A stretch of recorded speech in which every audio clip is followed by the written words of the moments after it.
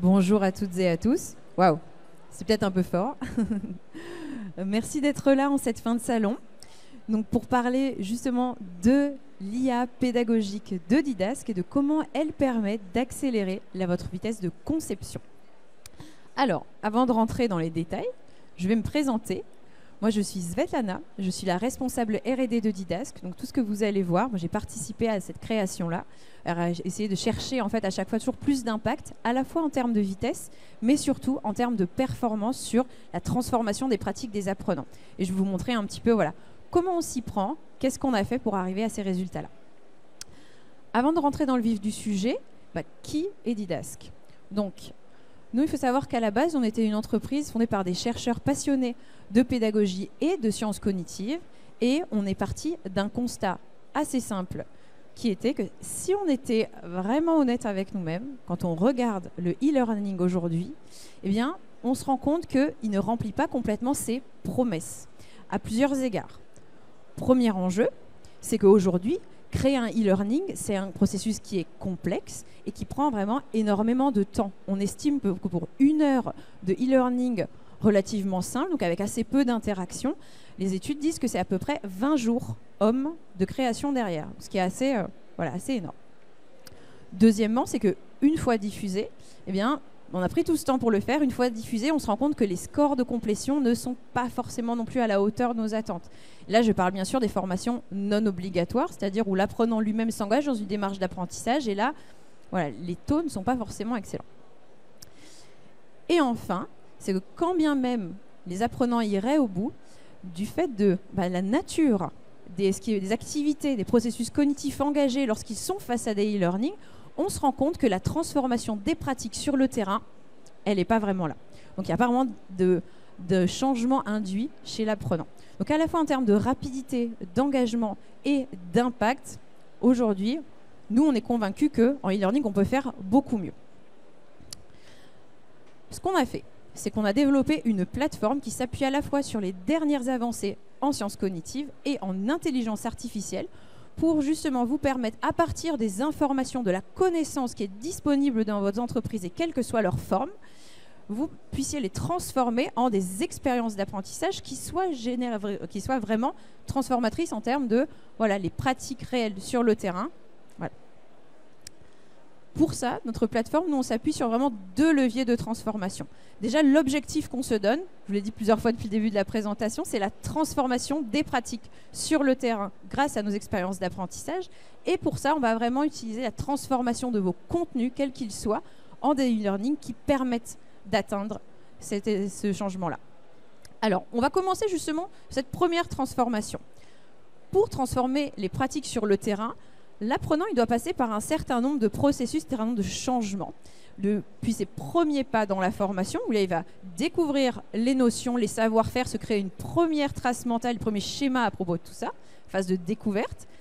Ces éléments-là, il va devoir les mémoriser, les consolider, vraiment les rendre de plus en plus robustes. Et ça va passer par des exercices de mémorisation, de compréhension, qui vont aller à un niveau de finesse de plus en plus avancé.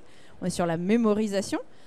Mais là, déjà, on se dit... découverte, mémorisation, 2 premières phases. Les phases d'après, c'est quoi? C'est l'application, c'est commencer ces concepts-là, pas juste finalement répondre à 2-3 quiz sur ah oui, c'était quoi, par exemple, si on prend l'exemple de la formation des commerciaux, c'est quoi les qualités d'un bon vendeur? Les connaître et connaître les méthodes, c'est pas du tout la même chose que lorsqu'on est face, par exemple, à un prospect qui nous fait une objection qui est spécifique, comment on se comporte face à cette objection? Ça, c'est quelque chose qui est beaucoup plus fin, beaucoup plus abouti, qui demande un niveau de maîtrise qui est plus avancé. Et enfin, sur la transformation, là, c'est la dernière étape, c'est vraiment, je sais appliquer les contenus que j'ai vus dans ma formation, mais là, j'ai besoin d'être capable d'être opérationnel, c'est-à-dire, quelle que soit la situation dans laquelle je suis sur mon poste de travail, typiquement sur l'exemple des commerciaux, quelle que soit l'objection qu'on va me faire, quel que soit le client que j'ai en face de moi, quel que soit le moment dans la discussion où cette objection va arriver, je vais devoir être capable de mobiliser les bons savoir-faire, les bonnes techniques pour réussir à, justement, avoir l'impact que je veux avoir. Donc ça, c'est tout ce continuum pédagogique. En fait, pour réussir chaque étape, il y a des formats qui sont les plus efficaces que d'autres. Justement, là, par exemple, pour arriver à la transformation, il faut énormément de pratique.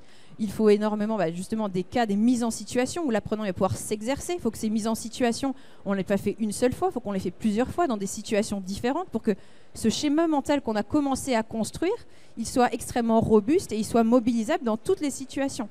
Ça demande dans cette mise en pratique, il faut que non seulement elle soit intense en termes d'efforts cognitifs de la part de l'apprenant, mais il faut aussi à chaque fois qu'il y ait un feedback personnalisé, parce que si l'apprenant est remobilise mais que ce n'est pas juste, il a besoin de le savoir pour qu'il puisse adapter ses représentations, ses compétences pour pouvoir aller vers des choses plus efficaces.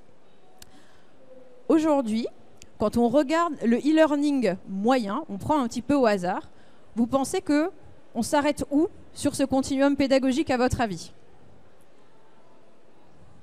Ouais, le petit 2, un petit 3. Alors moi, à mon avis, j'ai fait une thèse en sciences cognitives sur les processus d'apprentissage. Quand je prends le e-learning vraiment moyen, tel qu'il est diffusé dans l'entreprise, moi, à mon avis, il est au début de la mémorisation. Parce qu'en fait, on se rend compte qu'il y a beaucoup d'efforts qui sont faits pour la découverte, c'est-à-dire sur transmettre les informations d'une manière qui soit jolie et engageante. Mais après, sur la mémorisation, ne serait-ce qu'en proportion d'activités qu'on propose à l'apprenant, ça reste assez faible.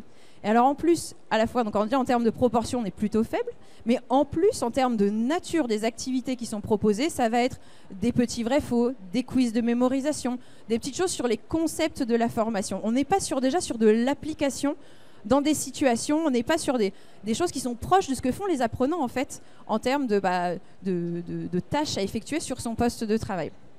Et nous, notre objectif et ce qu'on défend dans nos formats, c'est de couvrir en fait l'ensemble de cette chaîne-là. Et là, je vais vous montrer justement comment on le fait, les formats côté apprenant qu'on propose pour y arriver. Donc là, je vais vous montrer une expérience d'apprentissage sur Didasque, comme si moi-même j'étais une apprenante. Donc là, j'arrive sur ma formation et je vais, par exemple, imagine une formation d'onboarding pour une commerciale, justement. Je vais commencer par rentrer dans un premier module. Là, ce qui se passe, c'est qu'on va me proposer un test d'ajustement pour adapter l'expérience à mon niveau. Là, pour la démonstration, je passe, pour que vous puissiez voir la suite. Et là, on arrive sur une première page d'introduction qui pose les premiers enjeux du module et on va rentrer de suite dans un premier format qui est le cas pratique. Alors, le cas pratique, qu'est-ce que c'est? C'est une mise en situation. Là, en l'occurrence, c'est de la vente. Donc, ça va être une situation que vous êtes dans un magasin, vous êtes face à un prospect. Qu'est-ce qui se passe? Il vous parle, comment vous allez vous y prendre. Donc, ça, c'est la mise en situation. Et ce qu'on va proposer à l'apprenant, c'est de réagir à cette situation. Là, il va devoir remobiliser ses connaissances, ses compétences. Et là, vous voyez les propositions de réponse qui sont proposées. C'est des choses qui sont proches des erreurs que tu pourrais faire un vendeur un peu junior, inexpérimenté sur ce type de sujet. Et ce n'est pas des erreurs comme j'ignore le client. C'est vraiment des erreurs fines telles qu'on pourrait les observer si on se penchait sur les pratiques des apprenants. Donc là, l'apprenant, qu'est-ce qui va se passer au niveau de sa cognition? Il va remobiliser ses connaissances, ses compétences, il va évaluer les différentes propositions et il va choisir celle qui correspond à ce qu'il pense être juste. Là, on voit qu'à chaque réponse, il va recevoir un feedback qui va lui permettre de faire évoluer sa croyance en lui disant pourquoi c'était faux. Et là, en l'occurrence, vous allez voir pourquoi c'était juste. Donc, par essai, erreur, feedback, il va vraiment pouvoir passer par différentes étapes pour, quel que soit son point de départ, faire évoluer ses représentations jusqu'à arriver jusqu'à la bonne mobilisation, la bonne application des connaissances. Donc, après ce cas pratique, on a une petite phrase un peu récapitulative de ce qu'on devait retenir. Et ensuite, on va avoir un autre format, cette fois-ci un autre format natif de Didasque, c'est les analyses d'images qui permettent vraiment, c'est plus sur la découverte au niveau conceptuel, pour vraiment focaliser l'attention de l'apprenant sur les différents éléments, pour vraiment, sans interférence avec d'autres contenus, d'autres informations. Ça, c'est un autre format qu'on a développé, cette fois-ci pour la phase de découverte. Et bien sûr, petite incise aussi, on s'interface avec, si vous avez déjà des outils que vous utilisez, des Geniali, des vidéos, différentes choses, on permet de les intégrer, vous le voyez ici, sans couture dans notre expérience d'apprentissage. Donc là, je vous ai montré quelques premiers exemples. Là, pour l'instant, on a couvert la découverte, la mémorisation et un peu l'application avec ce premier cas pratique. Là, je vais vous montrer une autre activité qui est justement une nouveauté qu'on a développée, où là, on va aller sur quelque chose de plus ambitieux en termes d'application. C'est-à-dire que là, tout à l'heure, c'était un cas pratique qui était très granulaire.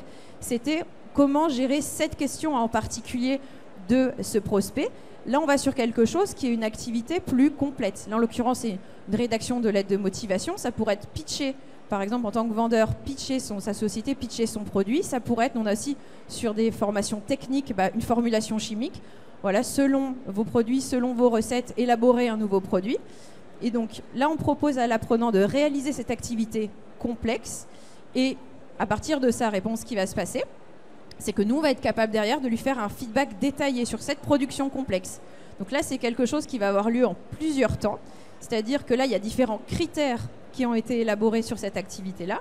En l'occurrence, la lettre de motivation, on va refaire une analyse de ce qui a été produit. Et là, par exemple, on va lui dire, OK, ce critère-là, on se rend compte qu'il est partiellement pris en compte. Parce que tes qualités, tu les as mentionnées, mais tu ne les as pas expliquées. Et donc, il faut faire évoluer ce genre de choses.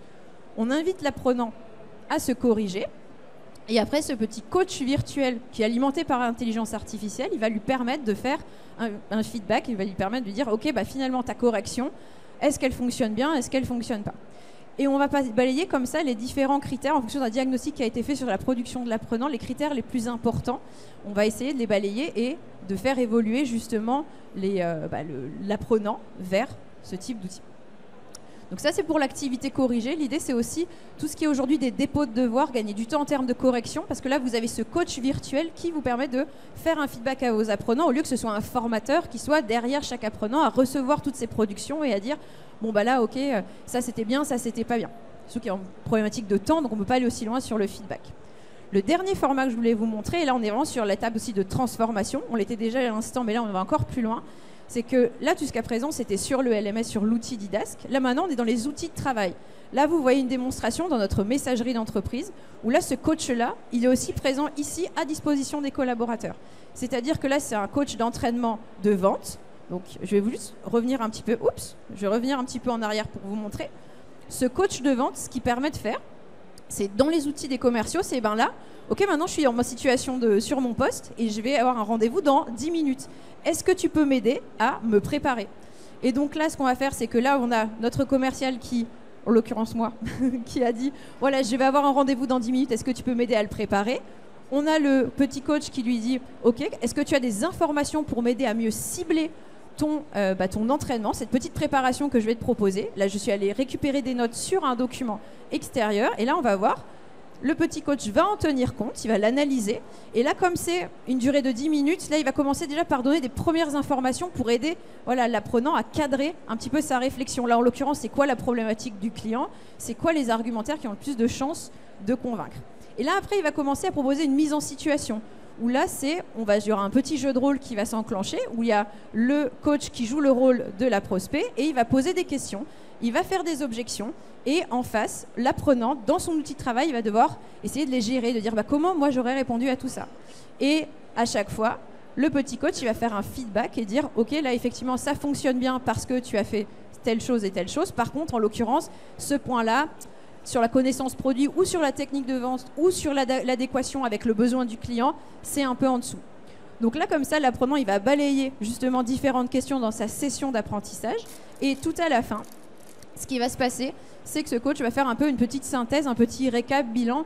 OK, avant que tu partes en rendez-vous, retiens bien ces 3 points qui sont un petit peu, ces 3 points-là vont être générés à partir justement des échanges qui ont eu lieu entre le coach et l'apprenant. Donc, ça, ce petit continuum pédagogique, depuis vous avez vu les premiers cas pratiques où on va pratiquer dans une situation une compétence en particulier jusqu'à l'activité corrigée, on va sur des productions plus grosses et après justement des coachs qui vous permettent dans vos outils de travail de vous préparer à vos tâches métiers, on arrive à couvrir le spectre de la transformation. J'avance un petit peu pour vous montrer le récap final. Voilà l'activité conclusive de cet échange-là avec notre intelligence artificielle. Donc là, quand on voit ce genre de choses, on se dit mais ça, tout ça, si on doit le construire de zéro, toutes ces phases de découverte d'informations, tous ces cas pratiques, toutes ces activités, c'est vraiment quelque chose de gros. Et ça demande à la fois une expertise métier qui soit aboutie et aussi une expertise pédagogique. Et c'est quelque chose qui peut être très chronophage. Donc spontanément, typiquement, quand on discute avec des experts ou ce genre de choses, on leur dit est-ce que vous voulez créer ça ou pas? Généralement, ils disent non, on va rester sur des slides. Et c'est là où justement notre intelligence artificielle pédagogique, elle va rentrer en jeu parce qu'elle va vous permettre cette étape-là, de l'accélérer considérablement. C'est-à-dire que là, à partir de votre contenu, quelle qu'en soit sa forme, On va être capable d'identifier par rapport à votre objectif et aux apprenants, c'est quoi la méthode pédagogique, le format pédagogique qui va vous permettre de traverser tout ce continuum dont je vous parlais. Et elle va automatiquement transformer ce contenu-là en expérience d'apprentissage comme celle que je viens de vous montrer. Donc là, on va regarder ensemble la forme que ça prend. Donc là, vous reconnaissez notre messagerie d'entreprise. Donc là, par exemple, on imagine, c'est pas on imagine, c'est un cas qu'on a vraiment fait, c'est nouvelle politique RH en place sur l'attribution de BSPCE. Là, c'est un message qui a été écrit par le CTO de Didast pour expliquer comment ça allait se passer pour nous. Sauf que ça, c'est les éléments techniques qui sont compliqués à mettre en place, à comprendre en tout cas. Donc du coup, ce qu'on a fait, c'est qu'on a récupéré ce message d'entreprise et on va le passer à notre intelligence artificielle. Donc là, on est côté, cette fois-ci, conception. Pour concevoir un module avec notre intelligence artificielle, comment ça se passe? On donne un titre à ce module-là et ensuite on va choisir l'enjeu cognitif du module. Là, en l'occurrence, c'est quelque chose qui est nouveau, c'est de la découverte, parce que a priori, on n'a pas d'a priori sur les BSPCE. Donc là, je vais juste copier-coller le message de la messagerie d'entreprise. Donc a priori, un contenu qui n'est pas du tout fait pour la formation. Et on vous vous rendez compte, là, la mise en forme aussi, je ne m'en préoccupe pas du tout. C'est vraiment, je prends le copier-coller un peu brut. Et après, je paramètre ce que j'ai envie d'avoir en sortie. J'ai envie d'un module qui dure 8 granules, ça fait à peu près une petite dizaine de minutes.